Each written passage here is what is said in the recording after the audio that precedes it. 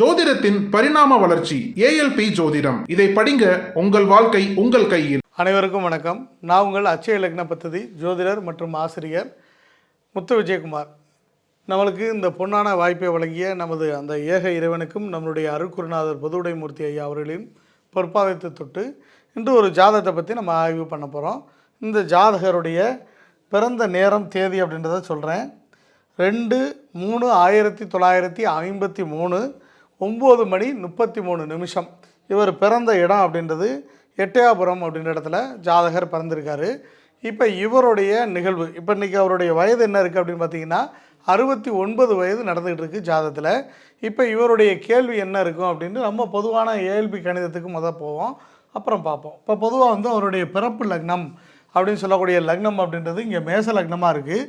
இன்றைக்கி அவருடைய அச்சய லக்னம் அப்படின்றது அங்கேருந்து 8 கட்டங்கள்லேருந்து 8வது வீட்டில் வந்திருக்கு ஜாதகத்துக்கு. அப்போ பொதுவாக நம்ம சொல்லிக் கொடுக்கும்போதே நம்ம ஏஎல்பி ஜாதக முறையில் இந்த கட்டங்கள் நகர்றதை வச்சு ஒருத்தருடைய பிரச்சனைகளை இல்லை கேள்விகளை கணிக்க முடியும் அப்படின்னு நம்ம சொல்லித்தரோம். அப்போ இந்த இடத்துல 8ஆம் இடத்துல இருக்கிறதுனால ஜாதகருக்கு ஏதாவது ஒரு தீராத பிரச்சனையை பற்றி கேள்வி கேட்பார் அப்படின்றத இந்த இடத்துல சொல்ல முடியும். அது மாதிரி இந்த விருச்சிக லக்னத்துக்கு அதிபதியான கிரகம் யார் அப்படின்னு கேட்டால் செவ்வாய் பகவான் 2ஆம் இடத்துல இருக்கார். அப்போ 2ஆம் இடம் அப்படின்னா குடும்பம், வருமானம் சம்மந்தப்பட்ட ஒரு கேள்வியாக இருக்கலாம், அது தொடர்பான ஒரு பிரச்சனையாக இருக்கலாம் அப்படின்னு சொல்லுவோம். அதே மாதிரி இங்கே போகக்கூடிய நட்சத்திரம் சனி பகவான், அனுச நட்சத்திரம் 1ஆம் பாதம் இயக்கிட்டு இருக்கு இந்த லக்னத்தை. இந்த லக்னத்துக்கு இந்த சனி பகவான் ஆனவர் 3ஆம் வீட்டுக்கும் 4ஆம் வீட்டுக்கும் அதிபதியான கிரகம் அப்படின்னு சொல்லுவான். அப்போ 3வது வீடு அப்படின்றல இங்கே தம்பி அப்படின்னு ஒரு சகோதர ஸ்தானம் அப்படின்றதுனால தம்பி அப்படின்னு வரும். 4ஆம் வீடு அப்படின்றதுனால அந்த சொத்து சம்மந்தப்பட்டது, வீடு சம்மந்தப்பட்டது அப்படின்னு வரும். அப்போ முதல்ல என்ன சொல்லியிருக்கோம், நம்ம பொதுவான பாடத்திலே சொல்லும்போது இந்த லக்னத்துக்கு 8ஆம் இடத்துல ஏஎல்பி போகிறதுனால ஒருத்தர் தீராத பிரச்சனையை பற்றி கேள்வி கேட்பார் அப்படின்னு ஒன்று சொல்லியிருக்கோம். இது இயற்கை நடத்தும் போதே நம்ம அந்த பேசிக் வகுப்புலேயே சொல்லி கொடுத்துருவோம். அதுக்கு அடுத்து பார்த்தீங்க அப்படின்னா இந்த துலா லக்னத்துக்கு விருச்சிக லக்னம் போயிட்டுருக்கு ஜாதகத்துக்கு. அதில் சனி பகவான் அனுச நட்சத்திரம் 1ஆம் பாதம் நடக்குது. இது 3-4க்கு அதிபதியாக வர்றதுனால சகோதர சம்மந்தப்பட்டது, சொத்து சம்மந்தப்பட்ட கேள்வி. இந்த செவ்வாய் 2ல் இருக்கிறதுனால வீடு சேர்ந்த குடும்பம் சம்மந்தப்பட்ட, வருமானம் சம்மந்தப்பட்ட கேள்வி. அப்போ இதெல்லாம் அவர்கிட்ட கேள்வியாக மனதில் இருக்கும். இதுதான் மெயினான கேள்வியாக இருக்கும்.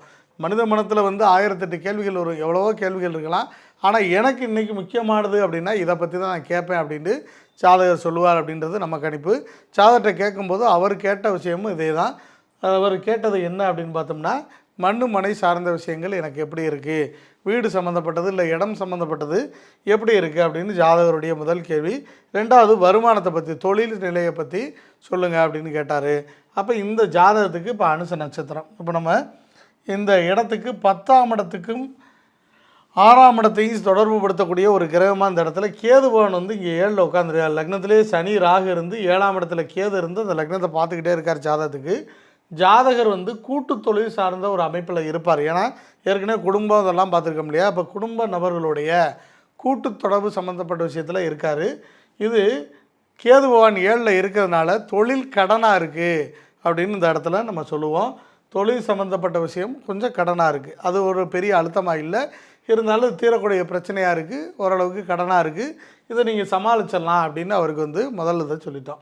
அதுக்கடுத்து இடம் பொருள் அப்படின்னு சொல்லும்போது நம்ம ஏஎல்பி படித்த எல்லாத்துக்குமே தெரியும். இந்த இடத்துல சூரியன் இங்கே இடத்துல 4ஆம் இடத்துல போய் உட்காந்துருக்கார் ஜாதகத்துக்கு. இதில் நான் சொன்ன விஷயங்கள் என்ன அப்படின்னு பார்த்தோம்னா, சித்தப்பா மூலமாக, அப்பாவுடைய தம்பி மூலமாக 7, 8, 9க்கு 3 அப்பாவுடைய தம்பி மூலமாக ஜாதகருக்கு ஒரு அழுத்தம் ஏற்படும் அப்படின்னு ஒன்று சொல்லியிருந்தேன். அப்போ சித்தப்பா மூலமாக இந்த வீடு சம்மந்தப்பட்ட பிரச்சனை ஜாதகருக்கு இருக்கும். அதுக்கடுத்து லக்னத்துக்கு 11வது வீடு மூத்த சகோதரர் அப்படின்னு சொல்லுவோம்.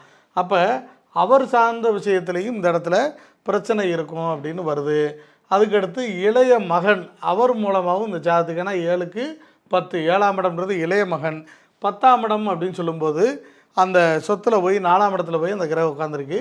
அப்போ இதெல்லாம் இந்த ஜாதகத்தில் சொத்துக்கு ஒருத்தர் மூலமாக இல்லை, 1க்கு 3 பேர் மூலமாக இந்த ஜாதகத்தில் பிரச்சனை இருக்குது அப்படின்ற விஷயத்தை நம்ம எடுத்து அவருக்கு புரிய வச்சோம். ஆமாம், அவரும் அதே தான் சொன்னார். என்ன சொன்னார் அப்படின்னா, என்னுடைய மூத்த சகோதரர் நாங்கள் பிரிக்கணும்னு நாங்கள் செய்யணும்னு நினைக்கிறோம், ஆனால் மூத்தவர் அதற்கு ஒத்து வர மாட்டேன்றாரு. அப்போ இளைய சகோதரரும் இதுக்கு ஒத்துழைக்கிறார், மூத்தவருக்கு ஒத்துழைக்கிறார், இளையவருக்கு ஒத்துழைக்கலை. இளைய மகனும் திருமணம் பண்ணிவிட்டு என்ன செய்கிறார் அப்படின்னா, எனக்கு சொத்தை பிரித்து கொடுங்க, நான் வெளியில் போகிறேன்றார். அப்போ இங்கிட்டு 2 பேரும் சொத்தை பிரிக்கணும் அப்படின்னு வரும்போது அவங்க 2 பேரும் அவங்களுக்குள்ள ஒரு கருத்து வேறுபாடால் அதில் ஒத்து ஈடுபடலை. அப்போ இதனால் ஜாதகருக்கு இங்கே ஒரு இடம்னால சம்மந்தனால பிரச்சனை இருக்குது அப்படின்றத சொல்லியிருக்கோம்.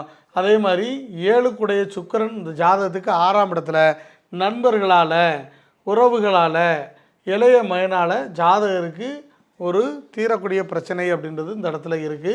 அதனால் ஜாதகருக்கு அது உடல் ரீதியான பாதிப்பையும் கொடுக்குது, மன ரீதியான பாதிப்பையும் அந்த ஜாதகத்துக்கு கொடுக்குது. ஏன்னா 5க்குடைய குரு பகவான் இந்த ஜாதகத்துக்கு 6ஆம் இடத்தில் உட்கார்ந்துருக்காரு. அப்போ பூர்வ புண்ணிய ஸ்தானத்துக்கு அது 6க்கு போகிறதுனால, அது இங்கே ஜாதகருக்கு 10ஆம் இடமாக வர்றதுனால பூர்வீகம், குலதெய்வம் இந்த இடத்துல வந்து இந்த ஜாதகருக்கு பிரச்சனையாக இருக்குது அப்படின்னு சொல்கிறான். அதுக்கடுத்து அவங்க சொன்ன வார்த்தை என்ன, இதெல்லாம் கரெக்டு சாமி, நாங்கள் பூர்வீக கோயில் ஒன்று இருக்குது, எடுத்து கட்டலாமா அப்படின்னு அவங்க கேட்டாங்க. நான் எடுத்து கட்டும் போதெல்லாம் இந்த இடத்துல தடை வருது அப்படின்னு சொன்னாங்க.